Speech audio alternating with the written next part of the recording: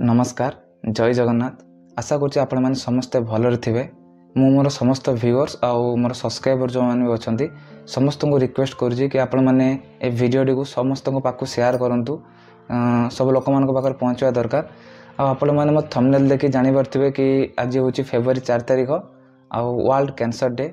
तेणु सर्वप्रथमे मु जड़े कैंसर फाइटर आ मो तरफ समस्त कैंसर फाइटर मानक हैप्पी वर्ल्ड कैंसर डे। तेणु यही कैंसर डे रे आमे किछि कथबार्ता हवा डिस्कसन करवा।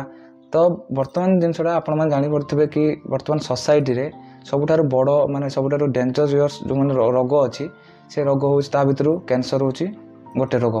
आउ कैंसरटा वर्तमान घरे घरे समस्त घरे पाए तो जड़े जड़े पेसेंट बाहर आउ आपण मैंने जानी भावुवे कि कैंसर कहीं होमिति होउची ता कारण कौन। तो वर्तमान सुधा कौन यार कारण जना पड़ना किंतु बहुत किसी कारण भी एमती अच्छी जो जहाँपाई होता है डॉक्टर्स मैंने भी कहती आ जोड़ा कि बैड हैबिट्स जोड़ा कि आपण मैंने जोड़ा कहूँ जमीक आप अल्कोहल जदि नौकरी आपड़ सिगरेट टाणुंट आउ ता सहित आपको किसी लाइफस्टाइल फूड किसी भल भल खाଇବା हेल्दी फुड्स नौकरी तो यही सब कारण कैंसर होबार संभावना थाए। किंतु एटा गोटे कंट्रोवर्शियल क्वेश्चन हो जाई पारे कहीं बहुत जन एमती भी अच्छा पेसेंट माने बा लोक मैंने अच्छा जो मैंने कि किसी बैड हैबिट्स न था कि कैंसर होची। तेणु सेटा हूँ दुर्भाग्य कथा। किंतु यही सब जो खराब अभ्यास यही सब जिन को जब आम कि मात्रा जब बंद करें संपूर्ण जब बंद करें ताले बहुत भल। जदि बंद करना तेणु चेष्टा करूँ बंद करने रहा कौन यही जो कहीं कैंसर जो मान को होती तो से मैंने जानते एक्चुअली कैंसर रोगर माने कष्ट कौन आउ जो मैंने फैमिली रे अच्छा जो मैंने कि जानते जिनस कि सहित हॉस्पिटल रही तो से जानते गोटे हॉस्पिटल रहा केते कष्ट गोटे कैंसर पेसेंट केते कष्ट कर हॉस्पिटल बेड रे तेणु से ही जानते। किंतु आज आम डिस्कसन करवा कि आम कैंसर को केमती फाइट करवा आउ केमती ताको हरैबा। सर्वप्रथमे कहबी समस्त को जदि जो मान को भी कैंसर होइजी इंक्लूडिंग मी मु मते भी कैंसर मु गोटे कैंसर पेसेंट आपण मैंने देखुं कि मु वर्तमान भल अच्छी ये भल अच्छी कि हूँ भगवान कृपा और आशीर्वाद। खाली भगवान को कृपा से आशीर्वाद रही हेनी भगवान को आशीर्वाद सहित तुम निजको भी से कॉन्फिडेंट आउ पॉजिटिव एनर्जी सहित रहीबार अच्छी जी मु वर्तमान सुधा से निजको फील करुँची कि ना मुझे निजको भीतर कॉन्फिडेंट आनी निजको गोटे कैंसर पेसेंट भी भावुनी गोटे नॉर्मल लोक जमती बंचुंट मुझे निजको भावुची सेटा आपण मैंने भावे केतबेले ना जदि आपणकर माइंडसेट स्ट्रांग रहिबो। साधारणतः आपण मैंने देखी कि जो मान को भी कैंसर होउची तो जिते शुणी नियंती से माने अधा स्ट्रेस पूरा स्ट्रेस रही जाती है। तो जो मैंने भी कैंसर रोगी अच्छे केवल कैंसर पेसेंट नुहति फैमिली लोक मैंने भी सेमती रोचंती कि कौन हम ना कौन समस्ते निज फ्यूचर कथा भाभी दिखती आउ बहुत स्ट्रेस हो जाती। आउ सबुठारु प्रॉब्लम्स होची जदि आप स्ट्रेस रोचंती ताले आपण मानू केवल कैंसर नुहे अलग डिजीज में आसी जाई पारिबो आपन को याकू सब। तेणु आपन को फास्ट कथा होची आपन को स्ट्रेस फ्री रहिबार अछि। सेकंड कथा होची कि आपन को निजर माने बी कॉन्फिडेंट आपन कॉन्फिडेंट रहिबार अछि कि आपन भाबिबे कि ना मते किछि हेनी मु गोटे नॉर्मल लोक अछि कैंसर गोटे जस्ट एमती रोग किंतु आमे ताको फाइट बैक करि परिबा। आमे चाहिले सब जिंस को हरई परिबा। आमे चाहिले एटा जो गोटे बैटल भाबिबे गोटे कैंसर सहित आपन लढुचंती आउ ए लढे रे कैंसर जितबेनी आपण जितबे। तेणु तापर तो जदि भगवान को जदि किसी गॉड्स को अलग प्लान अच्छी तेणु सेटा तो अलग कथा। किंतु आपण आपणकर कर्तव्य करेंगे आपण निजे फाइट करेंगे जिते पर्यंत युद्ध जिते पर्यंत आपण के हारिया को भावेनि कि मुझ युद्ध हारीजी कि मु युद्ध कौन हो कि मोर सेटा किसी भावेनि।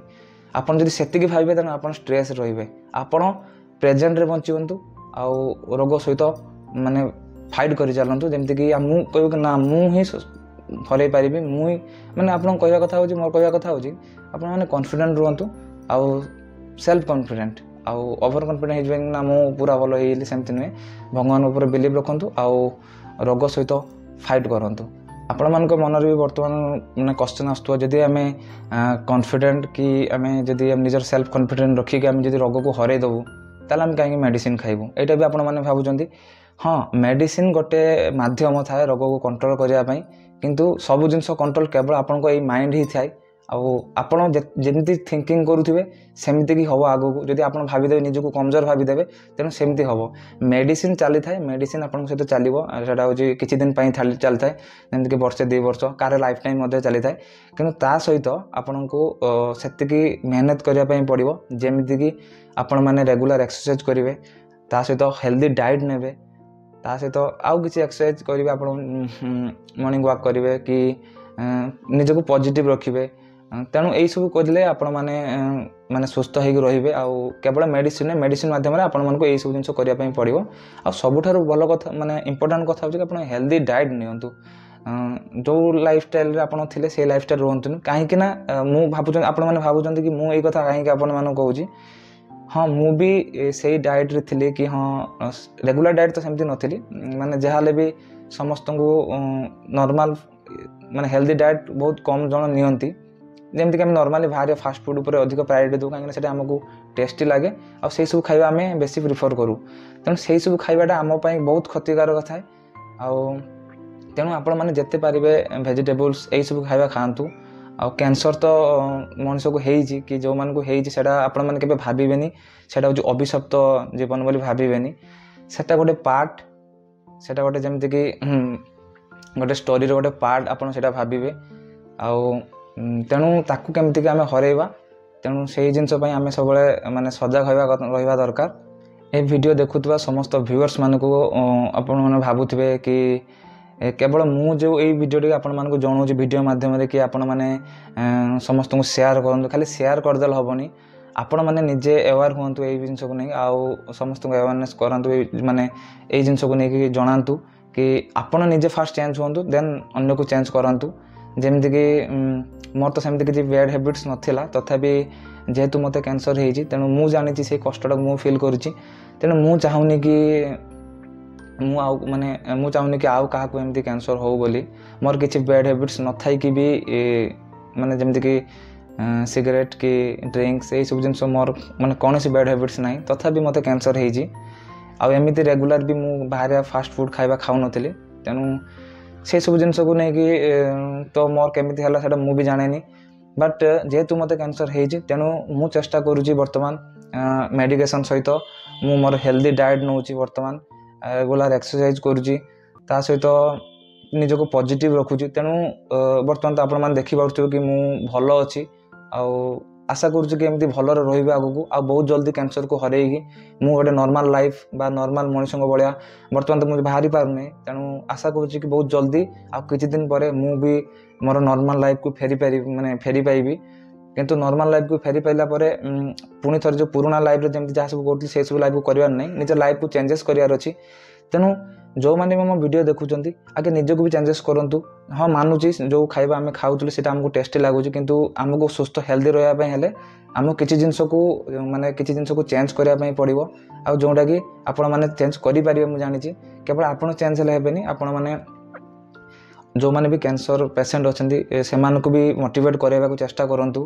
ଆଉ ଯେଉଁମାନେ ବି କ୍ୟାନ୍ସର ପେସେଣ୍ଟ ନଥାନ୍ତୁ, କେବଳ କ୍ୟାନ୍ସର ରୋଗ ନୁହନ୍ତୁ, ଅଲଗା ରୋଗୀମାନଙ୍କୁ ବି ଆପଣମାନେ ମୋଟିଭେଟ୍ କରାନ୍ତୁ।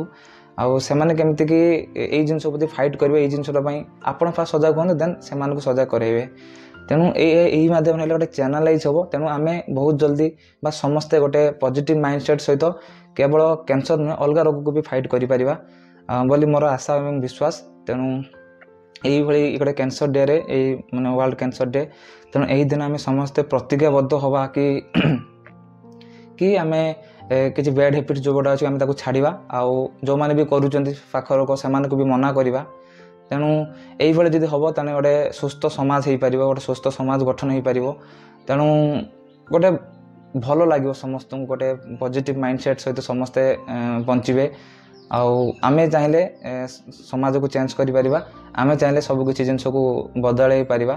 ତେଣୁ ଏଇଭଳି ଏଇ ୱାର୍ଲଡ଼ କ୍ୟାନ୍ସର ଡେରେ ଗୋଟେ ଆୱାରନେସ୍ ପ୍ରୋଗ୍ରାମ୍ ବା ଆମେ ଆୱାରନେସ୍ କ୍ରିଏଟ୍ କରିବା ସମସ୍ତଙ୍କ ପାଖରେ କି ଆମେ ଏଇ ବ୍ୟାଡ଼୍ ହ୍ୟାବିଟ୍ସକୁ ଛାଡ଼ିକି ଆମେ ଆଗକୁ ବଢ଼ିବା, ତେଣୁ ଆଗକୁ ବଢ଼ାଇବା ସମସ୍ତଙ୍କୁ।